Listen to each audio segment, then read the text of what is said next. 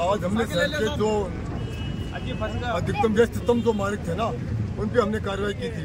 हम चाहते हैं कि शहरवासियों की कैसे न कैसे बेचारों को रिलीफ मिलेगी। पूरा शहर दुखी है, पूरा शहर परेशान है इन अतिक्रमण से। और अब हम युद्ध स्तर पर यदि कुछ करना चाहते हैं तो ये कुछ जो लोग हैं ना, ये इनकी वजह से हमें बहुत ज़्यादा पेन लेना पड़ रहा है।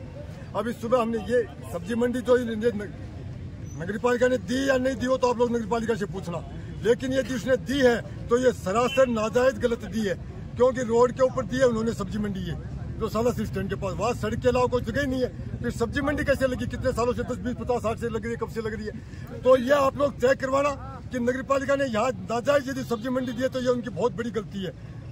जानबूझ के शहर की व्यवस्था खराब करने के लिए नगरपालिका ने ये काम किया। यदि उसने ये सब्जी मंडी यदि ये सब्जी मंडी वहाँ रोड के ऊपर दी है तो आज हमें पूरी ताकत झोंकनी पड़ी सब्जी मंडी को वहाँ से हटाने के लिए। हमने पूरी ताकत लगा करके यहाँ 90% ठेले वालों को यहाँ ला करके काम कर दिया था। यहाँ काफी जगह है, शहर का अतिक्रमण भी नहीं है, जो आराम से अपना सामान बेच सकते हैं। 10% लोगों ने हमें सुबह चकमा दिया दुकानदारों ने कि साहब हम तो माल हमारा घर में ले गए, वो ले गए, बेचेंगे नहीं, ये करेंगे। और जैसे मैं चला गया उन लोगों ने, बदमाशों ने अपनी दुकानें वापस खोल के सामान बेचा 10% ने। तो उससे नुकसान किसका हुआ? 90% का। ये 90% ने जब ये देखा दोपहर तक के बाद तक कि वो वहाँ उन लोगों ने दुकानें खोल लिए, माल बेच रहे हैं और हमारा माल नहीं बिकेगा यहाँ, तो भाई जब वो 100% का माल 10 दुकानदार बेच रहे हैं तो इन बेचारों को लेने यहाँ कौन आएगा कुएं के पास? तो वो फिर परेशान होकर के गलियों में चले गए अपना सामान बेचने के लिए। तो वो 10% बदमाशों के ऊपर मुझे मजबूरन सख्ती करनी पड़ी है इसको।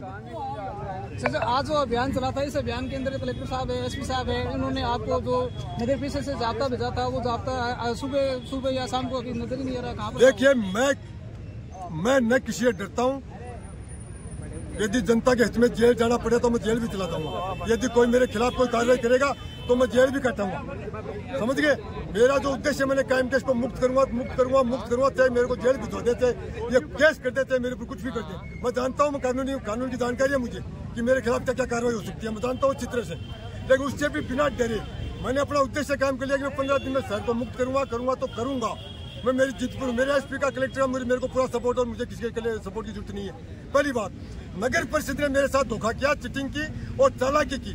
नगर परिषद ने कलेक्टर साहब के दबाव में आकर के कल सुबह और आज सुबह फॉर्मेलिटी के लिए 1 ट्रैक्टर ट्रॉली और 2 लेबर, लेकिन मैंने सोचा लकीर के फकीर भी ठीक है।